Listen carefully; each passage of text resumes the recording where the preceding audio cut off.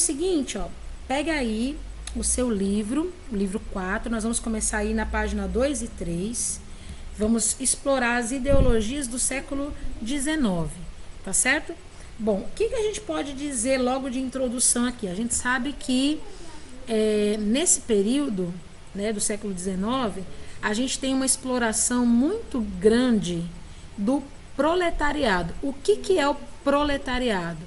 É a classe de trabalhadores. Tá? Toda vez que vocês ouvirem a palavra proletariado ou proletário, vocês vão fazer um sinônimo com a palavra empregados, trabalhadores, tá bom? Que outra palavra que a gente costuma utilizar aqui? Operários, tá bom? Se você escutar a palavra proletariado, tem a ver com operário, com trabalhador, com empregado, tá bom? E a gente está vendo que eles estão sendo explorados. O que significa isso? É um momento, é um tempo na história em que a gente percebe que a revolução industrial ela está a todo vapor, a indústria está expandindo de uma maneira muito grande, e quanto mais a indústria expande, mais funcionários, né, mais operários são contratados para poder renderem ali a mão de obra que precisa para a indústria continuar fabricando seus produtos. Porém, a gente diz que existe essa exploração. O trabalhador ele vai trabalhar muitas horas, né, e ele vai ter pouco reconhecimento, né, salarial, pouco reconhecimento de trabalho.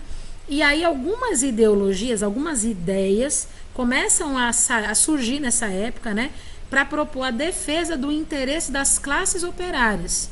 Então a gente vai falar hoje sobre o socialismo utópico e o socialismo científico, e também sobre o anarquismo. A gente vai ver várias ideologias hoje, tá? Bom, primeiro a gente tem que saber o que é uma ideologia, tá? O que é ideologia? Ideologia é basicamente, aqui eu vou fazer uma paráfrase muito simples, mas o significado não é simples, tá? Mas eu tentei trazer para vocês uma simplicidade para a gente poder entender o que está acontecendo aqui. Então, o que é ideologia? Ideologia é um conjunto de ideias, né? Ou uma idealização sobre alguma coisa, né? Ela não é só isso, eu estou tentando, né, parafrasear para vocês. É uma visão crítica sobre uma situação, né? Você vai trazer ali um conceito científico, uma organização metódica, um estudo mais rigoroso, para você formar essa visão crítica, para você criar essa ideia, né, que vai trazer aí uma espécie de sistematização, né, de alguma situação que está sendo contextualizada ali. Então, basicamente, é muito complicado de explicar o que é ideologia. Eu sei, eu estou tentando e não sinto que eu estou sendo muito bem sucedida aqui. Mas para vocês entenderem, basicamente é essa. Você vai reunir ideias, valores, opiniões, crenças que vão expressar o reforço de alguma relação que eu estou tendo em relação à classe social, partido político, seita religiosa, qualquer coisa nesse sentido. Já reparou, por exemplo, quando a gente tem problema familiar por causa de política? Talvez você já tenha visto isso aí na sua família, ou aqui em Tabuleiro é muito comum você ver isso, né? Por quê? Porque há uma ideologia política onde as pessoas querem ser de esquerda ou de direita, quem é de direita não vota em esquerda, quem é de esquerda não vota em direita, não é isso? Isso são ideologias. Eu tenho um contexto, eu tenho uma ideia, eu tenho um valor, né? Eu tenho vamos dizer assim, uma compreensão a respeito daquilo que eu acho que é e que não é, e aí eu faço uma escolha, eu enveredo por um lado. Isso é uma ideologia, tá? Então a gente vai começar com o liberalismo, aqui na página 4, você pode ir para lá, ó, de vez em quando vai aparecer a página aí no canto inferior esquerdo, para você saber mais ou menos onde que a gente está. Então, para a gente compreender o liberalismo aí no século XIX, a gente vai ter que relembrar aí alguns acontecimentos, né, que aconteceram aí no século XVIII e que transformaram aí de uma maneira bem significativa os âmbitos da política e da economia na Europa, né? Bom, essa pintura que vocês conhecem, né, a pintura de Delacroix, né, Eugênio Delacroix, que tornou símbolo dos princípios liberais, né? Vocês lembram da França? Liberdade, fraternidade e o que mais que é? Liberté, fraternité e qualquer outro? Liberdade. Igualdade. Igualdade. Isso, igualité. Muito bem. Igualité. Obrigado. Liberté, fraternité, igualité, né? Então, essa pintura do Eugène Delacroix, ela vai falar a respeito aí da liberdade, né? O povo francês se unindo, né? E lutando pela sua emancipação em relação aos direitos cidadãos, nossa, que palavra feia,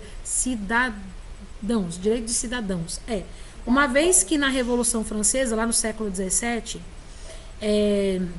no século XVIII também, que foi um período muito longo, né, contou aí com a participação da burguesia, né, financiando toda esse crescimento econômico, né, a gente percebia que a gente teve ali duas revoluções. Teve a Revolução Puritana e a Revolução Gloriosa. Vocês lembram disso? Eu falei no comecinho do ano, faz tempo. Falei no primeiro bimestre para vocês. Foram os primeiros assuntos, né? Na Revolução Gloriosa, que teve ali a instituição da monarquia, né? Foi uma monarquia constitucional parlamentarista ali na Inglaterra, né? A gente começa a perceber ali uma mudança política acometendo a França nesse período. Nos Estados Unidos, a partir do ano de 1776, quando foi proclamada a independência, a gente percebe que foi criada uma declaração de independência, uma nova constituição, queriam demonstrar ideias de liberdade e individualidade, que eram propagadas pelas ideias iluministas. O iluminismo é aquele momento, né, de ideologia filosófica, né, onde você começa a entender que você não foi feito para ser subordinado, que você tem que ter uma emancipação racional, você tem que pensar sozinho, você tem que descobrir as coisas por si, você não pode ficar aceitando somente aquilo que vem mastigado dos outros, da monarquia, da igreja, né? Então o iluminismo ele começa a trazer um referencial de estudo, de observação, né, de científico. Você começa a querer descobrir as coisas por experiência e não somente por aquilo que você ouve falar, né? Então, esses ideais iluministas que influenciaram lá na Revolução Gloriosa, lá na independência dos Estados Unidos, eles não simplesmente inspiraram mudanças ali, mas o modelo econômico, né, também passou a ser influenciado. Lembre-se, na Europa, o modelo europeu ele era absolutista, né? Ou seja, o poder totalmente nas mãos do rei. E o mercantilismo ele tinha a ver com isso, né? O monarca, né, o nobre, ele tinha muitas regalias e o pobre sofria, né? O nobre se crescia e o pobre sofria. Então, essas questões de liberalismo, né? A gente quer ser liberado, né? A palavra liberalismo é de liberação. Eu quero me liberar, eu quero ser livre, né? Então, mais uma vez a gente falando de liberdade, né? Então, o livre comércio representava ali para os comerciantes daquela época e para os industriais burgueses uma maior participação na economia. Então, conforme a burguesia crescia, o capitalismo crescia e o desejo de liberalismo também crescia. Uma vez que os reis tinham total domínio sobre o comércio, quem era burguês, quem era comerciante, não tinha direito de decidir o que iria ou o que não iria fazer. Tinha que pagar altas taxas, altos impostos ali, né? E era uma expressão muito dura para eles, porque eles não cresciam economicamente. Então, como a própria palavra diz, o liberalismo vem de liberdade. É um tempo, um novo pensamento, uma nova ideologia, onde a liberdade tem que ser colocada não somente para o lado político, mas também para o lado econômico. Então, algumas pessoas na sociedade da época foram decisivas como referenciais teóricos, vamos colocar assim, né, para fortificar as ideias de liberalismo econômico e liberalismo político. Essa aqui é a Carta de Declaração de Direitos, né, feita em 1689, né, que foi aí a partir da Revolução Gloriosa, né, que ela foi constituída. A gente vai falar desse cara aqui, ele é muito importante dentro desse contexto para você entender do que a gente está falando. Esse cara aqui é o Adam Smith, ele está aí na sua página 5, né? Quem é esse cara? Esse cara é um economista francês que viveu de 1723 até 1790. Ele é considerado o pai do liberalismo econômico. Ele é tão importante que ele tem esse nome, ele tem essa alcunha, né? O pai do liberalismo econômico. Ele é conhecido porque ele fez uma obra, né? Ele criou uma obra chamada A Riqueza das Nações. Ele criou no mesmo ano que os Estados Unidos estava sendo emancipado politicamente. O que ele diz nessa obra, né? De acordo com Adam Smith, ele fala que essa livre disputa de interesses individuais aí se traduz numa espécie de concorrência comercial. A gente já sabe isso, né? Quanto mais pessoas crescendo economicamente, mais concorrência comercial vai ser gerada. E quando você tem uma concorrência econômica gerada, você vai ter melhores preços e melhores produtos, o que vai acabar beneficiando a sociedade como um todo, né? Então, o que ele diz nesse livro, nesses escritos que ele colocou, né? Ele diz que é importante não haver privilégios para nenhuma classe social. Então não pode ter classe social dos ricos, dos mais ou menos, dos pobres e dos miseráveis, porque senão a economia não vai beneficiar ninguém, né? Então quando se tem concorrência, vai ajudar não somente a classe mais baixa, mas a classe mais alta. Todos vão ter poder aquisitivo, todos vão poder comprar, todos vão poder usufruir das coisas. Então, esse economista, ele acreditava no livre mercado, né? Então, ele acha e ele defende que o livre mercado é capaz de regular a economia, né, apoiado na lei da oferta e da procura. Sabe o que é a lei da oferta e da procura?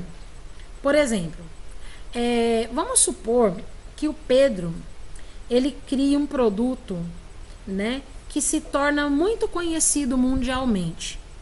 Só que o Pedro, ele é um cara que ele fez o produto e ele não tem uma produtividade muito massiva. O produto dele é muito conhecido, né? É muito desejado, mas ele tem pouca produção. Então, quanto menos produto ele tiver, maior vai ser o preço, né? Porque as pessoas de todo mundo vão querer. Então, quanto maior for o desejo do produto e menos for a quantidade do produto, mais caro ele vai ser, porque ele é raro, entendeu? O produto é raro. Então, quando o produto é raro, ele é muito caro, né? Você pode imaginar, por exemplo, aí esses relógios Rolex, né? Não é uma coisa que é produzida em qualquer esquina, por isso que ele é muito caro. Agora, quando você tem aí o Pedro começa a ampliar a indústria dele. Aí ele começa a fabricar esse produto que ele tem em uma quantidade absurdamente gigantesca.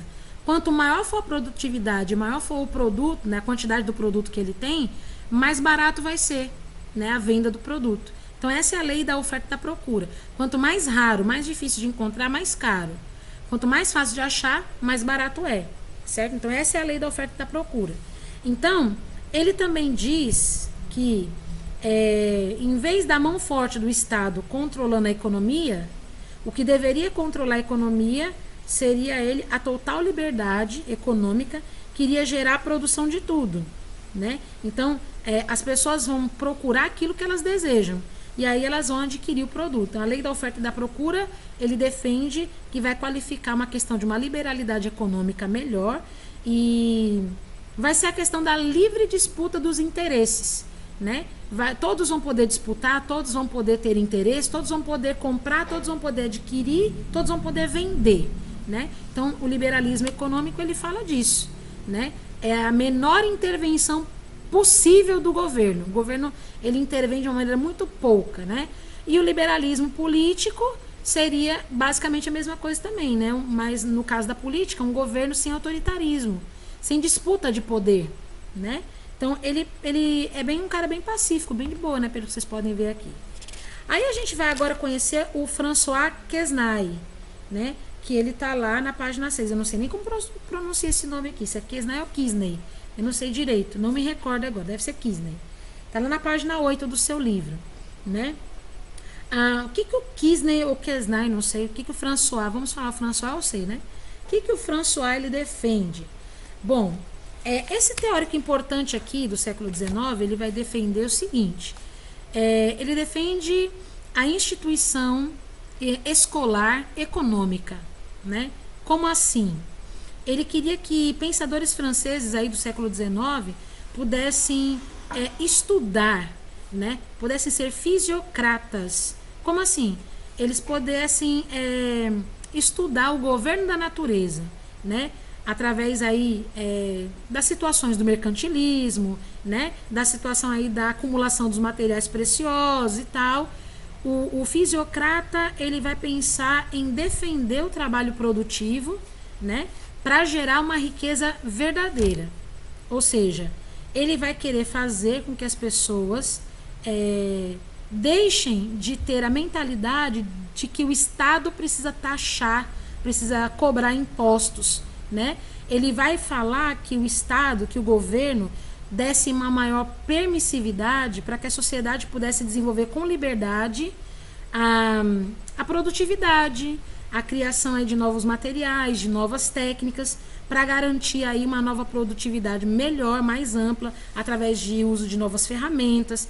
Então, o fisiocrata, ele acredita que as práticas econômicas, elas têm que ser orientadas por uma lei natural e não pelo Estado, né?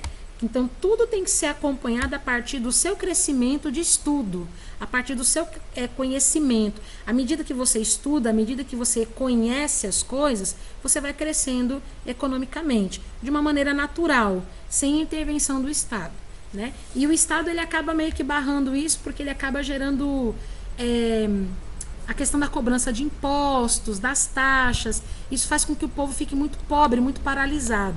Porque estudo requer investimento.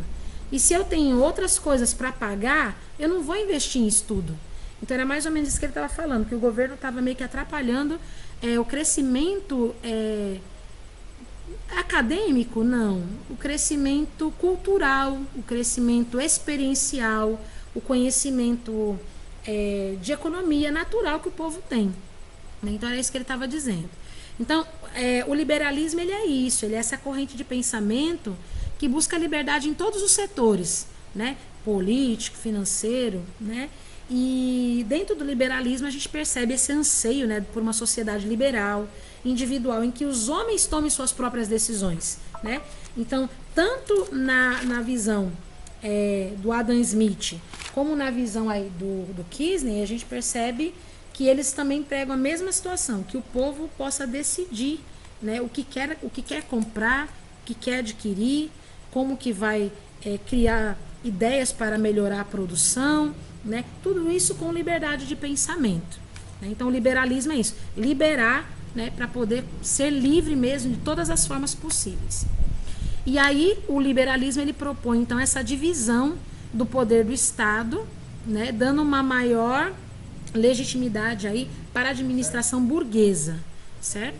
Então, no caso do pensamento do liberalismo, sai o autorregime, sai o autoritarismo e entra a liberdade da burguesia de produzir, de conhecer, de estudar, de ampliar as ideias, formar novas opiniões e assim por diante.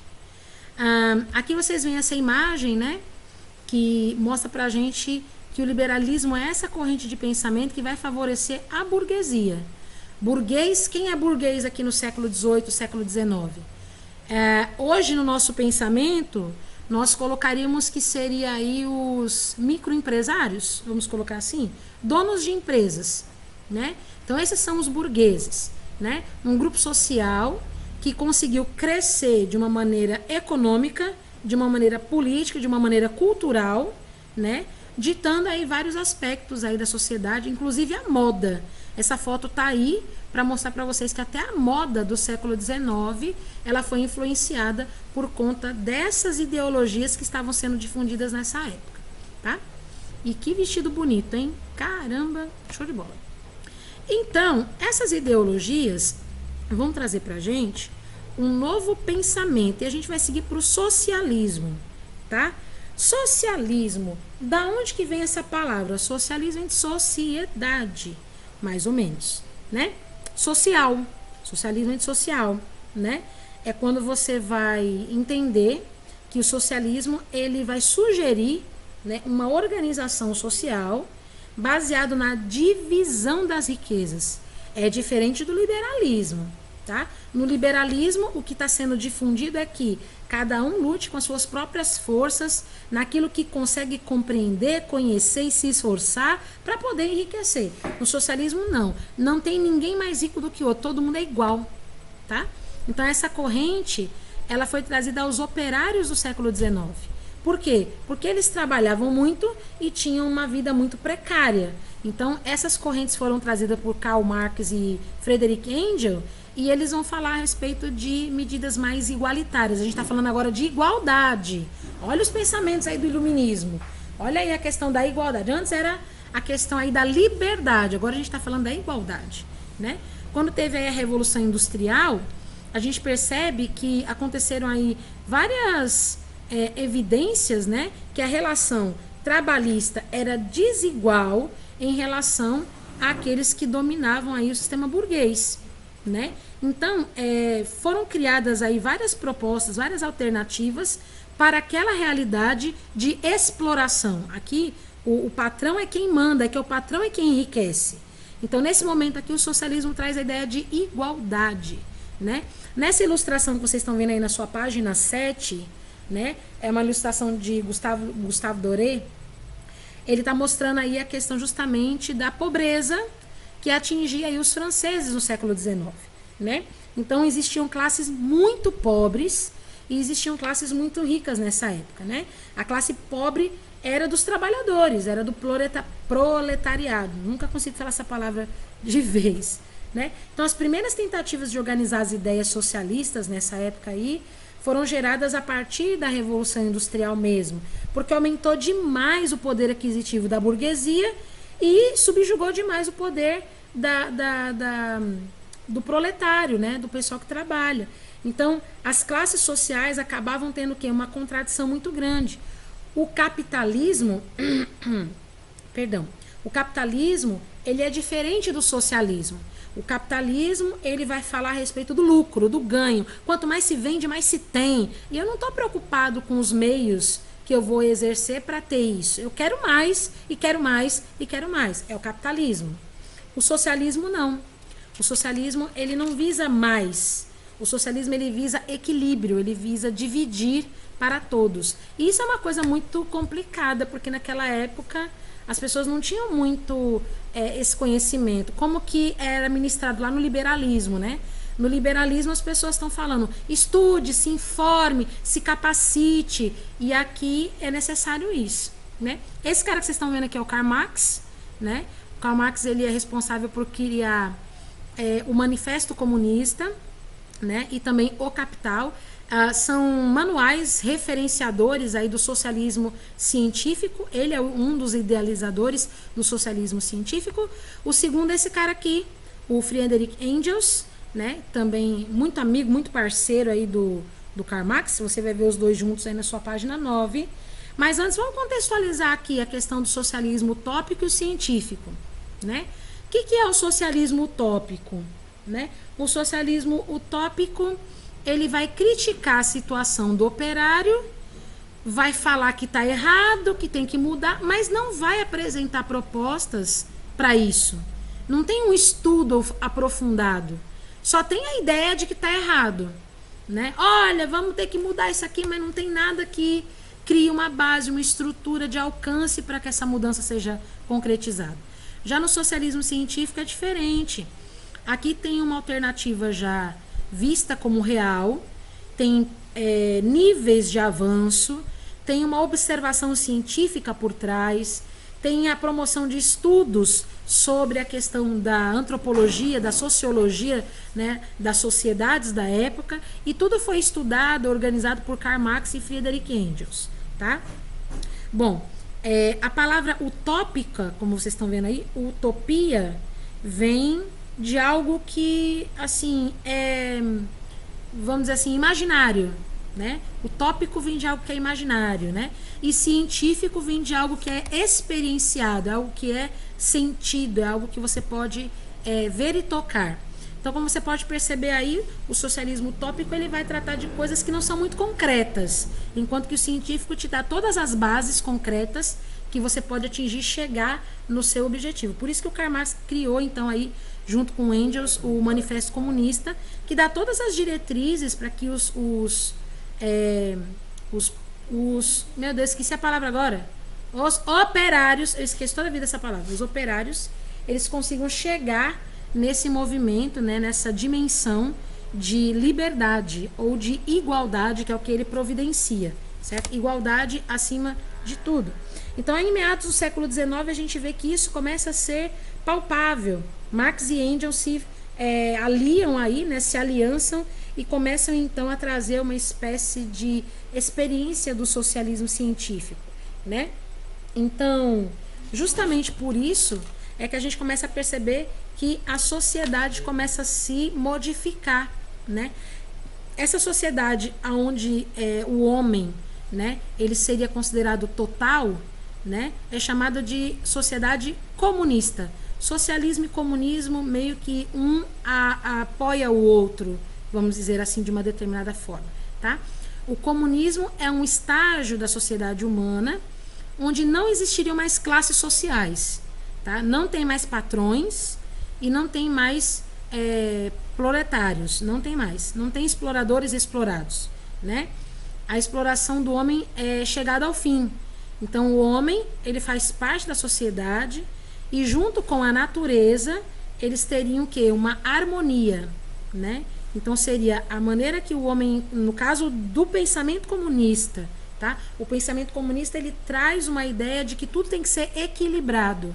É o ser humano, a sociedade e a natureza juntos, retirando dela apenas aquilo que é importante para a sobrevivência, sem ter classes sociais. Ninguém é mais, ninguém é menos. Isso é o comunismo, por isso vem a palavra comum, né? Isso é o comunismo.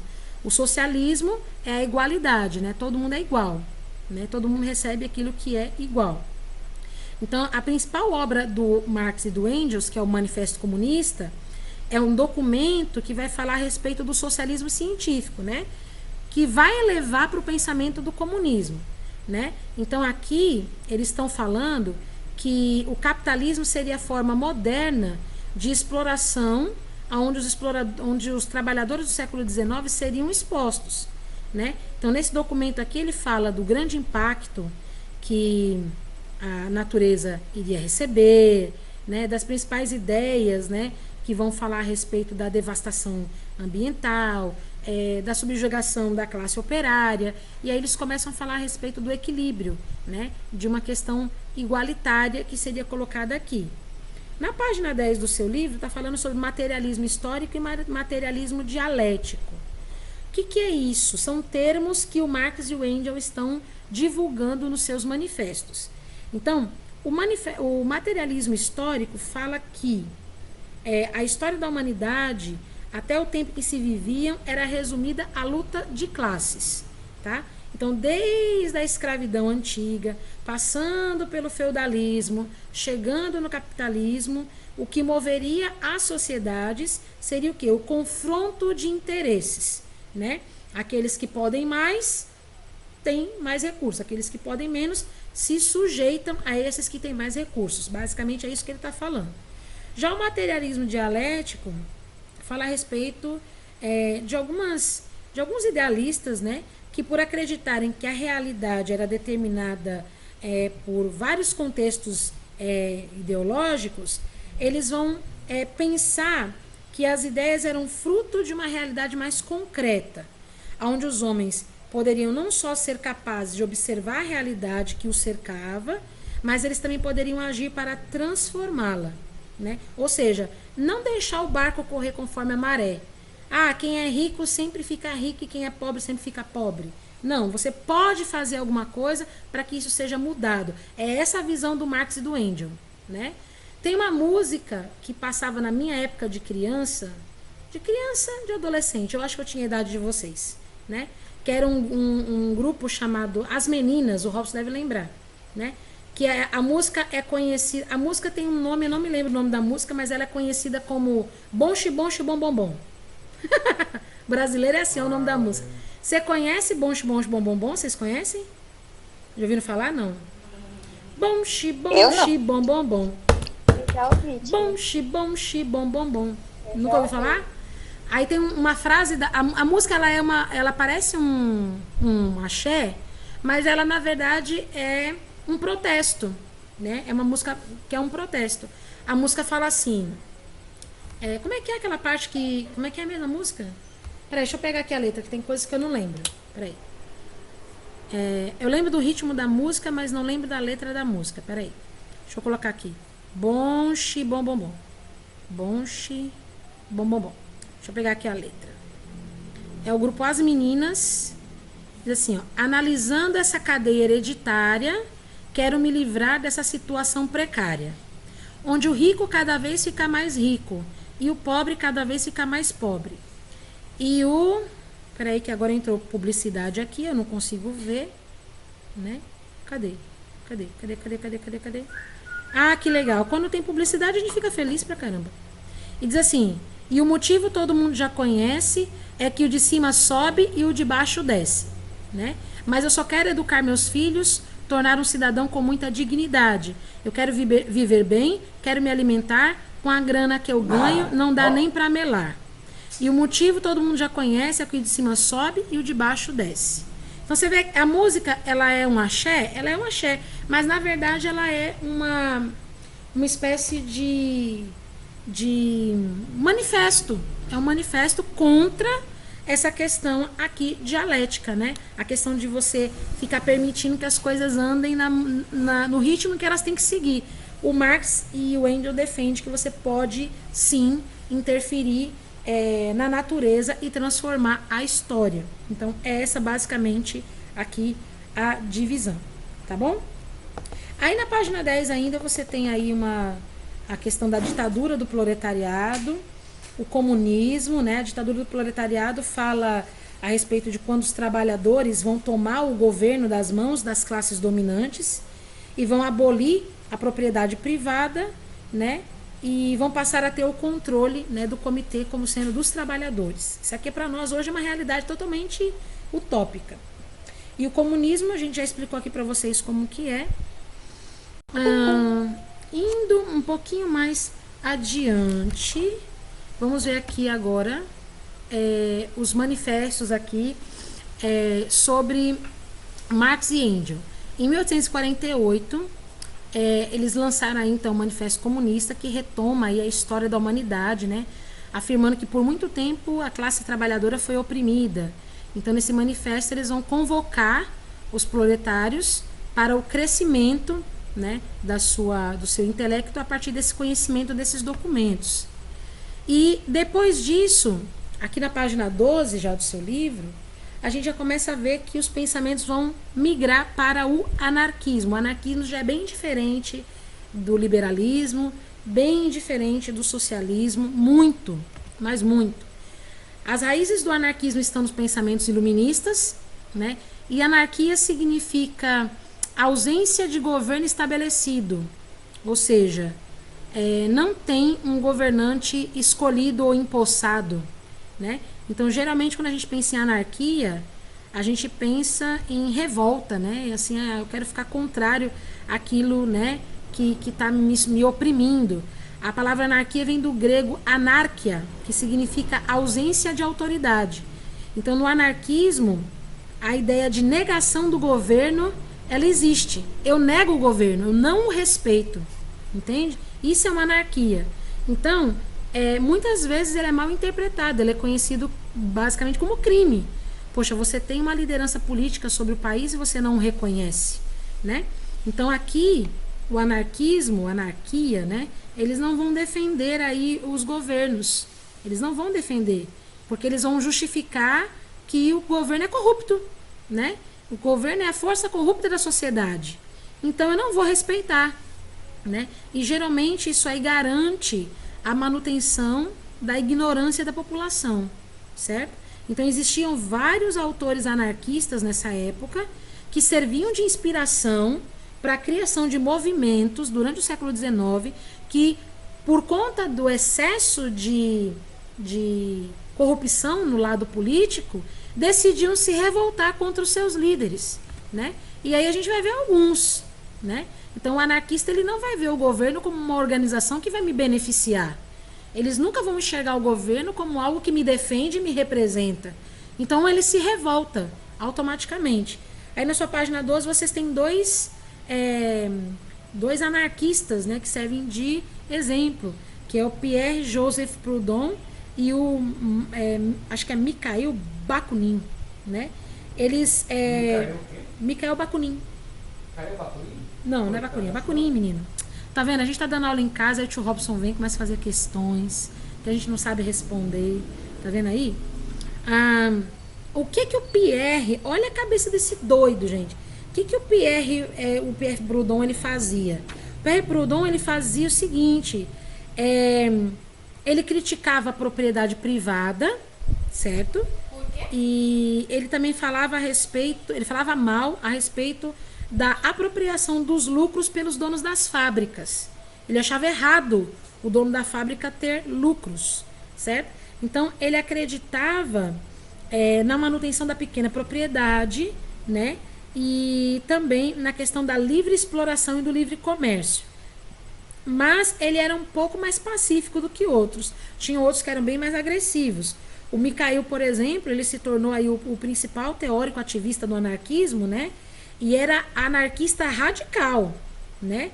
Ele realmente, ele se dedicou aos estudos de filosofia, né? E o eixo central das suas ideias era geralmente o conceito de liberdade. Ele era efetivo nessa área. Ele achava que a liberdade individual só era efetiva quando conquistasse a liberdade coletiva. Então, ele sempre movimentava a massa, né? Ele dizia, você só vai ser livre quando todos nós formos livres, né? Então, para ele, o coletivo tinha que se juntar e na força bruta, conquistar, através das suas organizações, através dos seus protestos, direito e espaço de poder comunitário. Então, existiam muitas divergências, como vocês podem perceber aqui, entre os anarquistas do século XIX. Alguns diziam que era necessário ter paz, ter calma para poder chegar nesse nível de liberdade. Outros diziam que tinha que ir para porrada. Era uma coisa bem controversa, como vocês estão vendo aqui, né? Alguém quer fazer alguma pergunta? Alguém quer colocar alguma coisa?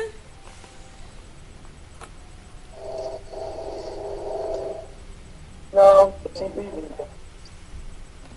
Pronto, então até aqui a gente viu 3 ideologias. A gente vai ver a última, eu acho. A gente vai ver a última agora. A gente vê... A última não, tem mais 2. Nossa! A gente viu até agora... Deixa eu voltar aqui, eu tô perdida. Peraí. Fui parar para beber uma aguinha. A gente viu o liberalismo. Que o liberalismo, ele, através das ideias principais, né? Do Adam Smith, falava a respeito do autoconhecimento, do estudo, para você poder ali... observar aquilo que ele também chamava de mão invisível, né, do comércio, né? A mão invisível do comércio para o Adam Smith era aquela questão de você seguir o rumo, né, adequado a partir daquilo que você vai promover. Você estuda, você trabalha e você colhe os frutos do seu trabalho, naturalmente. E ele chama isso de mão invisível, né? Sem interferência do Estado, né? Então ele falava de uma autocapacitação e experiências em que você pudesse poder ser considerado responsável pelo seu sucesso econômico. O socialismo, ele vai trabalhar com a mentalidade do operário, do proletário, né? A fim de que... O Marx, ele chegava a dizer o seguinte, de que o proletário, ele era muito mais importante do que a própria indústria. Porque se não tivesse o trabalhador, não tinha funcionamento de indústria. Então ele começou a fazer o operário pensar o seguinte: você não é um cara que está prestando serviço para um dono de uma empresa.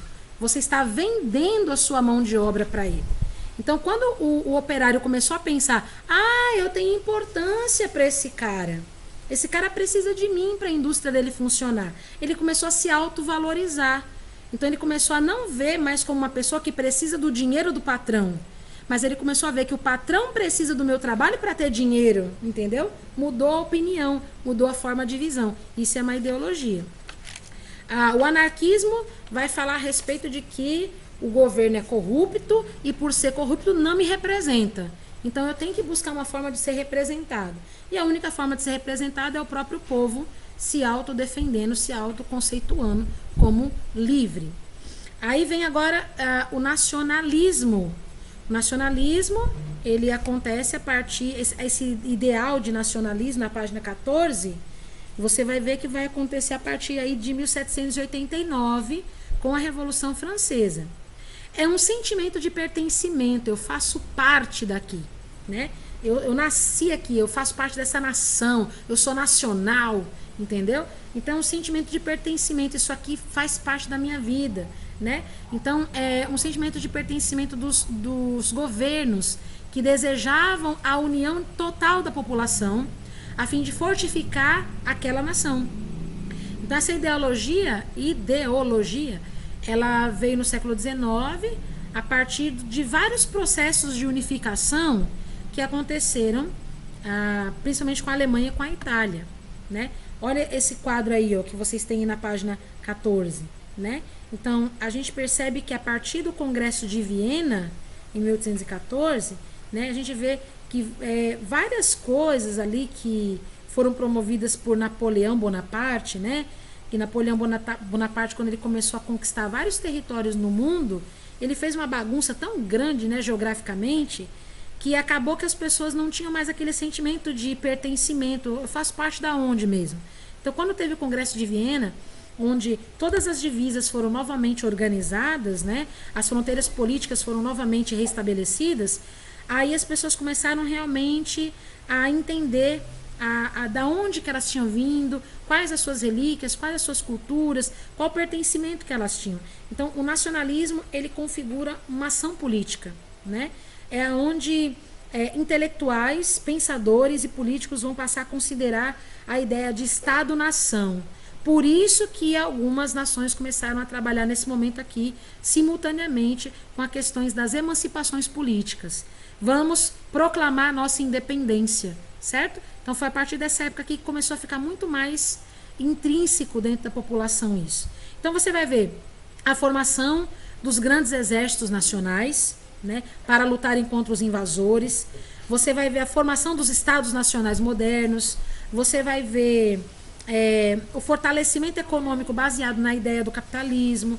A partir do momento que a ideia do nacionalismo começa a ser colocada sobre a nação, tudo que é importante para o funcionamento daquela nação passa a ser conjecturado. Você começa a permitir que esses interesses sejam estabelecidos. Então, as ideias nacionalistas ganham um apelo muito grande no meio da população. E essa imagem que vocês estão vendo aí de Gustavo Wapers, ou Wapers, não sei como diz, ela indica isso, né? Então, a Alemanha e a Itália foram as primeiras que tiveram a ideia de unificar os seus territórios, né? Ainda sem sucesso, né? Foi o período que a gente também começou a receber aqui no Brasil uma grande quantidade de imigrantes, né, alemães e da Itália, né, porque lá estava tendo muitos conflitos, estava morrendo muita gente, né, nas guerras civis que estavam acontecendo por conta do processo de unificação. Então aqui no Brasil começaram a chegar muitos imigrantes que começaram a trabalhar na estruturação econômica com mão de obra qualificada aqui no Brasil, né? Bom, o nacionalismo ele vai falar a respeito das disputas por fronteiras, né? E vão falar a respeito aí da emancipação política de cada território. E o último que nós vamos falar hoje é a doutrina social da Igreja, né? Na página 16. No final do século XIX, a Igreja Católica ela se posiciona de uma maneira muito firme, né? Diante aí de uma conjuntura econômica, política, né? E esse posicionamento ele fica conhecido como doutrina social da Igreja. Então, a industrialização e o desenvolvimento da economia geram essa divisão social entre burgueses e operários. E aí, nesse contexto, né, os integrantes da igreja começam a enxergar uma necessidade de intervir mais fortemente nessas disputas, certo? Então, em 1891, o Papa Leão XIII, ele publicou essa tal de encíclica Rerum Novarum, né, que é um edito que conclamava aí as indústrias a promoverem ações com o objetivo de melhorar as condições de vida dos operários. Então, a Igreja Católica começa a trazer um novo contexto. Olha, vocês não vivem um sem o outro. Para que a indústria sobreviva, precisa do proletário. Para que o proletário sobreviva, precisa da indústria. Então, o Papa Leão XIII é o primeiro que começa a falar sobre isso, né? Então, a autoridade do Papa começa a comunicar com a igreja, com as pessoas da sociedade, essas questões, né? Que ele insere dentro dessa encíclica Rerum Novarum, né? E olha o que ele diz aqui. Cada um precisa do outro. O capital não funciona sem o trabalho e nem o trabalho funciona sem o capital. Então era isso que ele estava tentando harmonizar. Ele estava percebendo que o Manifesto Comunista estava trazendo uma visão para o operário de se revoltar contra o seu patrão. E já a doutrina social da igreja tenta apaziguar isso. É uma mão lavando a outra. Vamos pensar dessa maneira, né? Então, nesse comunicado aí, o Papa ele vai explicar uma preocupação, né? Essa preocupação é o quê? As falhas do capitalismo. O capitalismo tem várias falhas. Uma delas é a questão da diferença na questão da desigualdade social. Então, o que ele estava querendo promover com isso? Que essas falhas pudessem ser organizadas, sanadas, sem que tivessem ganância, sem que os ricos quisessem ficar cada vez mais ricos e sem que os pobres tivessem o desejo de enriquecer.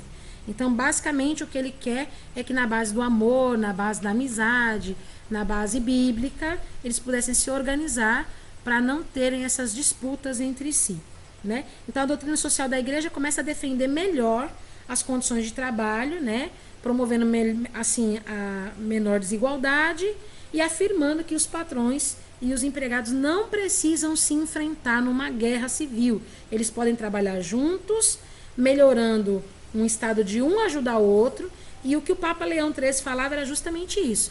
Quando o empregador se preocupa com a condição do empregado, os dois saem ganhando. É isso que o Papa Leão XIII estava falando. Beleza, gente? Até aqui todo mundo entendeu? Sim, tia. Então agora a gente vai para as atividades, que agora a gente encerrou essa parte aqui. E a gente tem algumas páginas que a gente vai fazer. Eu vou colocar essas páginas para vocês aqui, tá bom? A gente vai começar lá na página 3. Me acompanhe. Volte lá na página 3. Página, tia. Oi? Vamos até que página? Vamos até a 11. Que ótimo. Que ótimo. Página 3 até a página 11, se o tempo deixar, né? Bom, no momento, estamos na questão 1.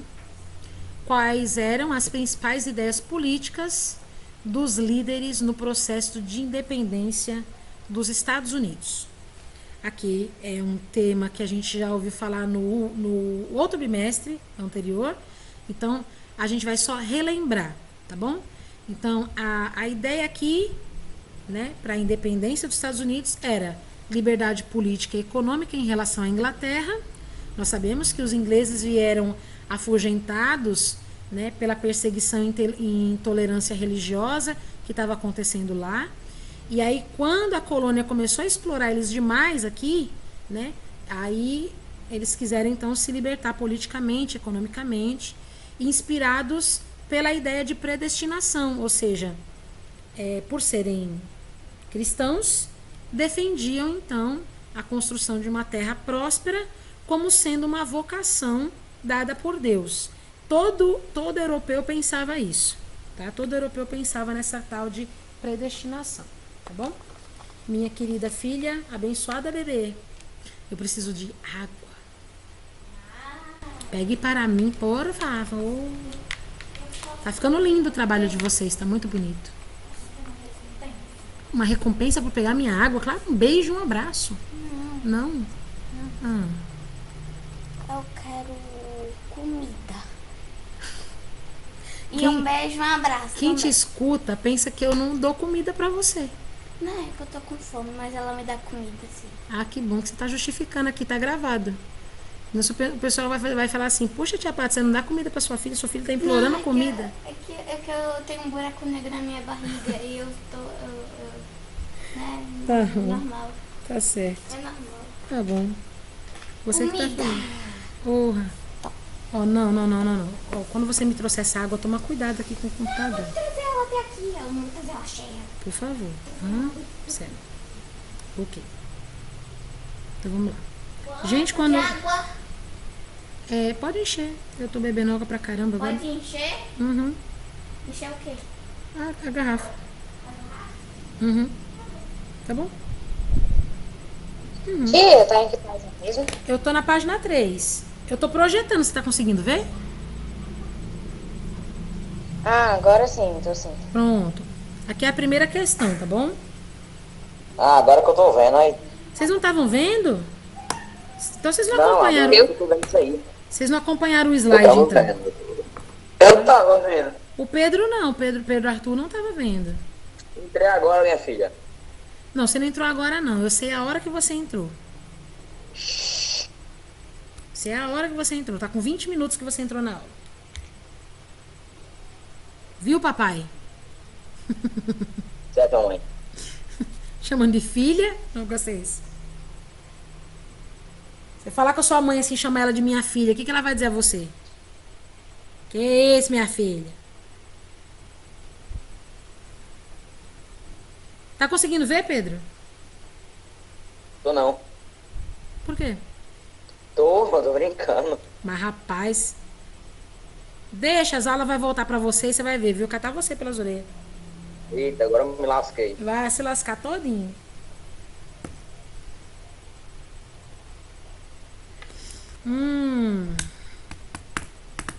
Ó, cuidado, pelo amor de Deus. Ô, Jesus.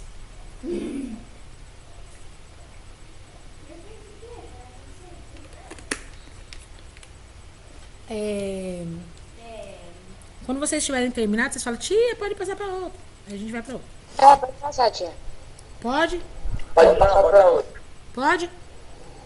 Tá bom. Não. Pode. Não! Pode. Não pode, não. Pode não, terminei não. Mas, rapaz...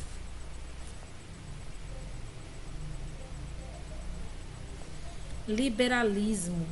Esse negócio da mão invisível é um barato. Tá ligado, né? Gaiata.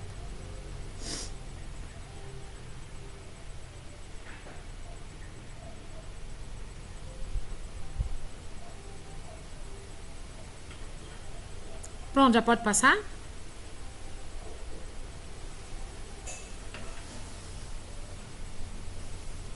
Tia, por mim pode. O Pedro tira print, Pode, Pedro. pode. Pronto. A2, na página 3 ainda. Ó. Que fator motivou o processo de independência do Brasil? Né? Qual foi o fator que motivou o processo de independência do Brasil? A gente sabe que a elite brasileira entendia a emancipação política como uma possibilidade de garantir sua liberdade econômica em relação ao domínio português, né? Então foi isso que Dom Pedro I fez. Ele pensou, vamos nos ver emancipados politicamente do domínio da metrópole. Então foi por isso que a independência do Brasil foi proclamada.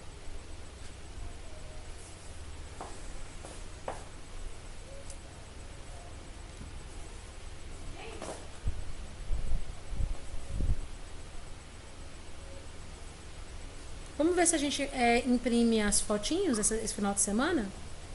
Eu tenho que achar onde é que estão as molduras. Eu tenho todas as moldurinhas pra gente poder fazer. Vai ficar bem bonito.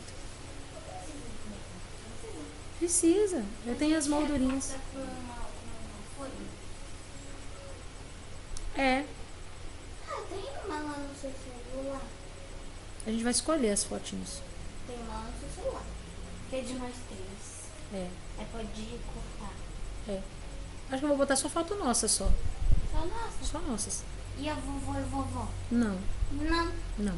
Por quê? Porque é muito complexo. Ué, mas tem muito galho. Aqui tem muito galho.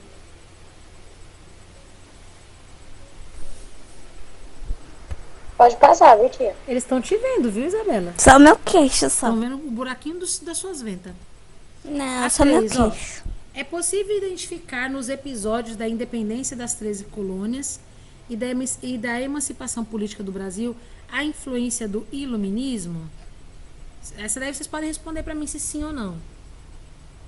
Na independência do Brasil, na independência das 13 colônias inglesas, vocês conseguem perceber a presença das ideias do iluminismo? Sim. Sim. É, exatamente. A gente vê sim. Nos dois acontecimentos, a luta é por liberdade política e econômica. E isso acaba resultando a emancipação política das duas nações. Tá? O iluminismo ele veio no século XIX para arrebentar mesmo com as nações da Terra. E a partir daí nunca mais fomos os mesmos. Cuidado que você está brincando com as cachorras.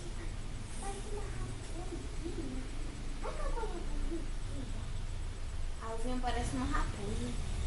Da onde você tira essa ideia? Ela parece, não é?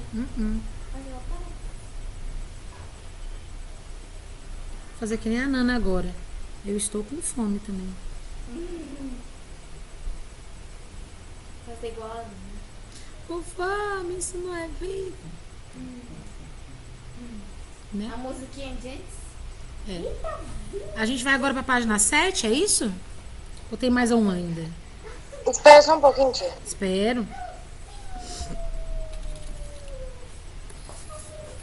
Opa! Ai!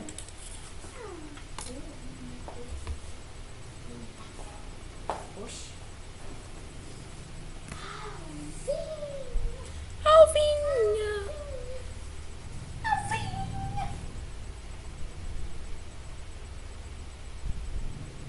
Tá gostando. Eu tô. Só falta pintar uma parte ali do tronco da árvore. Pronto, tia. Pronto? Pintar ali. Então, a gente tá aqui, ó, na página 7. Aqui é para você completar a frase, tá bom? O liberalismo defendia que o não deveria na economia. Uma das ideias sustentadas era de que o mercado deveria ser guiado por uma tananã. Quanto mais tananã houvesse, mais riquezas seriam geradas. Então preste atenção nas palavras que você vai colocar aí em cada espaço, tá bom? Liberalismo defendia que o Estado, tá? O Estado não deveria interferir na economia. Uma das ideias sustentadas era a de que o mercado deveria ser guiado por uma mão invisível. Quanto mais liberdade houvesse, mais riquezas seriam geradas. Dá para vocês acompanharem direitinho aí? Sim, tia, já fiz. Pronto. Essa mão invisível é que eu estava falando para vocês. A ideia lá do Adam Smith, né? As coisas devem seguir o curso natural. Essa mão invisível seria a questão do curso natural das coisas. Quanto mais trabalho você tivesse, mais sucesso você alcançaria, assim por diante, né? Mas sem interferência do Estado, né? Que o Estado ele acaba promovendo umas interferências que diminuem, né, essa abrangência aí do alcance do pequeno, do médio, do grande empresário. Aqui na página 7, a pergunta 2. As ideias defendidas pelo fisiocrata, em especial François Quesnay, representam uma novidade no pensamento econômico que vigorava. Tais ideias influenciaram o desenvolvimento do liberalismo. Qual foi a grande novidade apresentada pelo pensamento fisiocrata? Vocês lembram do Quesnay? Vocês lembram o que o Quesnay falava? Cadê o Quesnay? Quesnay está lá na página 6. Vocês lembram do Quesnay? Não, né? Lembro, era ele que falava que a pessoa devia estudar para poder conseguir alguma coisa assim, para poder se emancipar, alguma coisa assim. Então ele falava que a riqueza vinha justamente daí, né? Da questão do trabalho produtivo, né? Então, para ele ter esse trabalho produtivo, ele vai ter que realmente se preparar, né? Se capacitar para isso. Então, a gente vai colocar essa resposta aqui, ó. Então, eles apresentam a ideia de que a riqueza vem desse trabalho produtivo e não do acúmulo de riquezas, né? Então, essa visão aí sai fora daquela questão do absolutismo, né? Mas ele traz uma ideia de liberdade econômica. Você se esforça você trabalha, você conquista, né? Mas sem uma visão de enriquecimento, porque quanto mais visão de enriquecimento você tem, mais poder você vai desejar. E quanto mais poder a pessoa deseja, mais ela vai querer pisar sobre outros seres humanos. Então, basicamente, é essa a vertente aí desses fisiocratas, certo? Ana. Não, eu tô respondendo uma coisa que seu pai perguntou.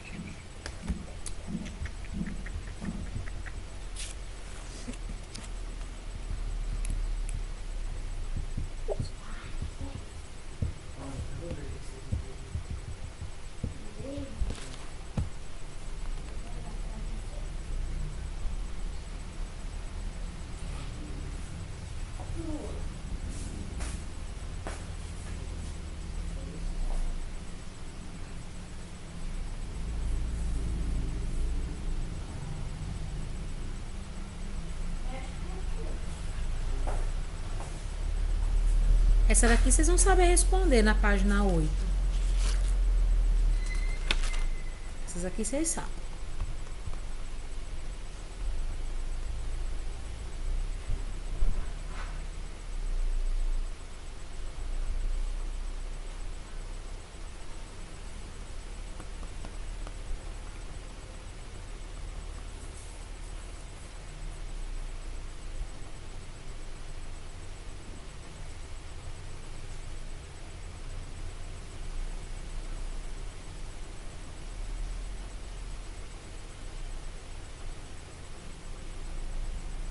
Pode passar. E vamos passar então. Vamos lá para a página 8. Aqui eu queria que vocês me dissessem qual que eram as condições de trabalho dos operários ali no período da Revolução Industrial. Vocês lembram? Trabalhava muito e recebia pouco. É, exatamente. Uma longa jornada de trabalho, baixos salários, né? Tudo bem. Além disso, né? O ambiente que eles trabalhavam era muito insalubre. Sabe o que é ambiente insalubre? É aquele ambiente que promove prejuízo à saúde, né? Eram ambientes sem circulação de ar, né? As janelas sempre muito fechadas, então o ambiente fica muito úmido, muito frio, e aí as pessoas conseguiam rapidamente contrair doenças respiratórias muito facilmente. E isso quando era nas indústrias, e quando eram nas minas, né? Que as pessoas ficavam aspirando, por exemplo, aquelas partículas, né, de carvão mineral, porque era o que botava as caldeiras, né, das indústrias para funcionar. Aí as pessoas pegavam outros aspectos de doenças respiratórias, né? Fora que também tinha a exploração da mão de obra infantil, né, a mão de obra feminina também, que ganhava 4 vezes menos do que o salário do homem, né? E as crianças ganhavam metade do que as mulheres ganhavam. Então, era isso. A gente pode já ir para 2? Dá certo? Pode. Pode mesmo? Já pode ir. Pronto, vamos para 2 então. De que forma a proposta do estabelecimento de cooperativas entre trabalhadores presentes no projeto de Charles Fourier colocava-se contra o sistema de trabalho vigente até então? O Charles Fourier, ele está nessa mesma página aí do seu livro, tá? Lá em cima, ele estava falando a respeito da criação de comunidades operárias, né? Elas seriam organizadas por meio do corporativismo, né? Que é uma atividade que ia ser desenvolvida ligada à habilidade que cada pessoa tinha, né? Então, seriam divididos em setores, vamos dizer assim, né? Então, seria essa a proposta de trabalho que ele tinha na época, né? Então, ele fala de cooperativismo. A ideia do Charles Fourier é administrar o cooperativismo, né? Então, ele vai observar ali qual que é a habilidade do trabalho de cada um, né? E aí, o trabalho seria promovido através dos membros, né, de cada cooperativa, né? E aí você poderia ter aí uma situação mais confortável, onde você não teria exploração dos trabalhadores, né? Mas sim um avanço comum, né? Social, mais produtivo. Era isso que ele estava querendo dizer. Aqui na página 8 também está falando do Robert Owen. Ele foi um industrial inglês, mas ele começou como operário, né? É vamos dizer assim, um dos que foram exceções, né, no crescimento. Ele conseguiu crescer e se tornar um industrial, né? Mas ele acreditava numa sociedade igualitária, né? Então ele promoveu algumas mudanças na própria fábrica. Ele mesmo, enquanto operário, sabia do sofrimento dos seus funcionários. Então, quando ele chegou a ser industrial, o que ele fez? Ele reduziu a jornada de trabalho, aumentou os salários, proibiu a contratação de crianças menores de 10 anos, né? E isso daí incentivou outras pessoas e outros projetos a serem criados para a preservação do operário, né? Você vê que é interessante a gente analisar essas ideologias trabalhistas, que geralmente quem vai ter mais misericórdia do operário é aquele que já foi um, né? Ou aquele que não visa lucro. Mas a sociedade capitalista que a gente vive cada vez mais visa lucro. Então, quanto mais lucro se visa... Tá bom. Isso é tinta. É. Quanto mais lucro se visa, mais se pisa sobre as pessoas, né? A 9 é uma pesquisa que você pode fazer no momento de mais calma do seu dia, tá bom? Mas você vai fazer individual, porque a gente não pode se reunir, né, para pesquisar. Você vai pesquisar o que é uma cooperativa, como que os trabalhos se desenvolvem e colocar aqui um exemplo de cooperativa, tá? Isso aqui você vai fazer no momento de mais calma. Aqui a página 11, que é a nossa última página de hoje, tá bom? A página 11 tá dizendo assim: a expressão socialismo utópico foi cunhada pelos socialistas científicos para se referir a algumas teorias surgidas no século XIX. Descreva quais eram as diferenças entre o socialismo utópico e o científico. Você consegue fazer as diferenças aqui?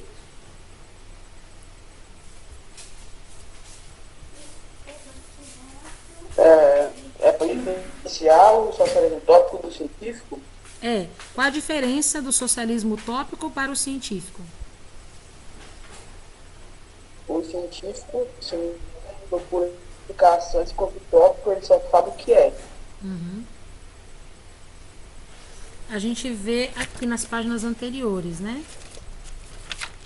Mas eu coloquei aqui para contextualizar para vocês, viu? Ó, o utópico, o socialismo utópico, ele vai propor uma sociedade igualitária, mas ele não vai ter estudos, não vai apontar meios para você atingir aquilo ali, né? Então ele fala, temos que ter mais igualdade social, mas não fala o que fazer para que você chegue lá. O socialismo científico, ele já tem uma ampla base de estudos históricos, né, realizados ali pelo Marx e pelo Engels, e vai apresentar essa elaboração de planos para que você consiga chegar lá, tá? Nossa, como tem coisa escrita errada nesse texto que eu botei aí para vocês, viu? Deus me livre. Ó, onde está socialismo? Aqui é socialismo, viu? Socialismo. Aqui é revolução. Aqui é proletariado. Gente do céu. Que slide é esse, doido? Tem condição nenhuma de apresentar um negócio desse?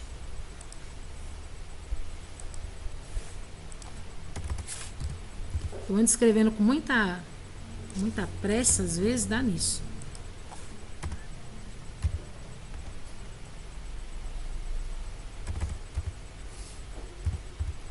Revolução. Acho que deu.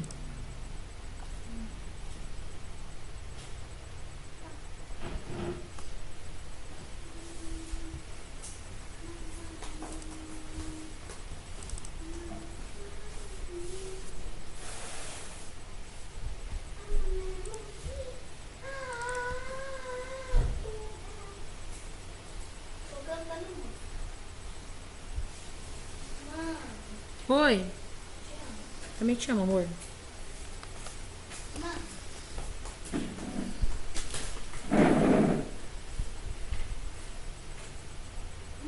Oi. Também te amo. Muito, muito, muito. Tá ficando lindo.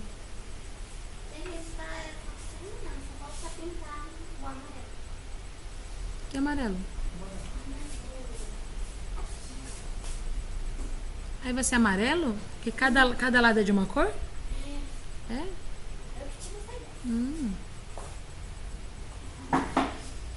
E aí, por último, a gente vai responder a questão 2 da página 11, tá bom? Onde a gente vai colocar o significado dessas 4 palavras, esses 4 termos muito utilizados aqui nesse período para contextualizar essas ideologias. O que é luta de classes, mais-valia, ditadura do proletariado, eita, não sei nunca falar essa palavra, proletariado, e o comunismo, tá bom? Vocês terminaram aqui, já posso passar? Eu tô bem pertinho de terminar, tia. Pronto, quando você terminar, você me avisa que a gente tem tempo ainda.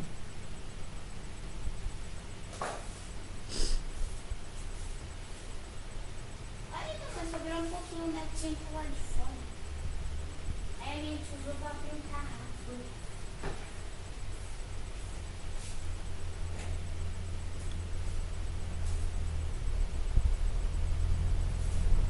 Vou colocar as folhas, né? A gente vai colocar as folhas ainda.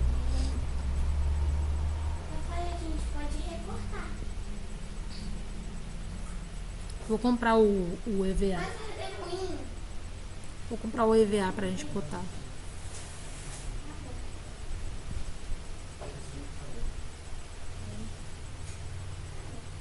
Vai pintar uma mais, não?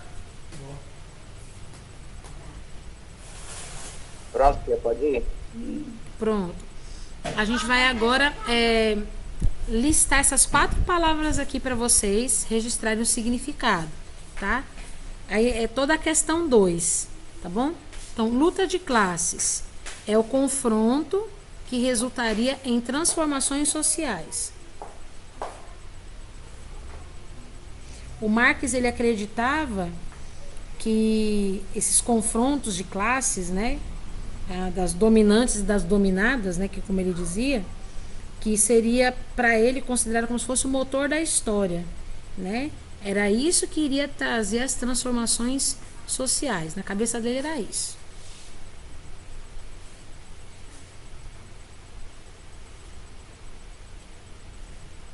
Um ótimo trabalho em equipe vocês fizeram aí, viu? Ficou ótimo.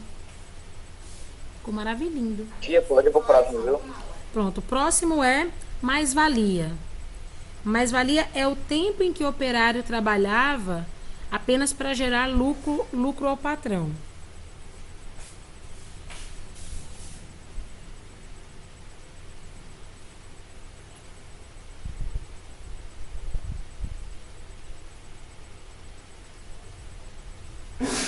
Gente, quando a gente terminar aqui, vocês não se esqueçam de enviar as páginas, tá bom? Eu vou olhar todas as atividades entre hoje e amanhã, tá bom? Com certeza. Eu fiquei um pouco preocupada aí com essa questão da retomada presencial e aí não fiz as correções ainda das outras atividades, mas eu vou olhar tudo hoje. Se você ainda não mandou, você ainda tem chance, me envia que eu vou fazer todas as análises entre hoje e amanhã. Eu envio tudo, meu amor. Pronto, meu amor. Entre hoje e amanhã eu tô Pode analisando entrar, meu tudo. Esse Pedro. Eu lembro do Pedro aqui, Robson, nessa casa, há 3 anos atrás. Como é que a gente fala aqui? Como é que a gente fala? Botando boneco, né? Assim que fala aqui em tabuleiro? Botando boneca aqui em casa. Ai, Pedro, você é um barato, cara. Eu lembro de Pedro botando boneco, eu acho graça. Eu não dava mais trabalho, não, viu? Ah, eu sei, as coisas mudam. A sua irmã tá falando pra mim que você tá se comportando, tá um hominho já. Tem que ser. Tem que ser, ué. Tem que ser. Ó, Porque passa o dia fazendo live.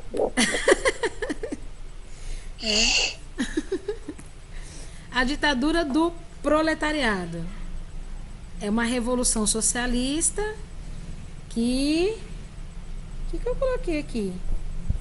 Pronto, uma revolução socialista que seria derrubado pelos trabalhadores, que passariam a gerir os bens de produção visando o bem comum.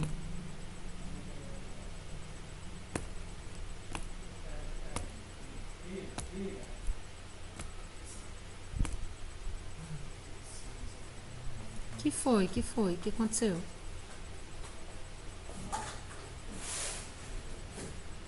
E aí, o que nós vamos comer? Não, isso eu não quero não.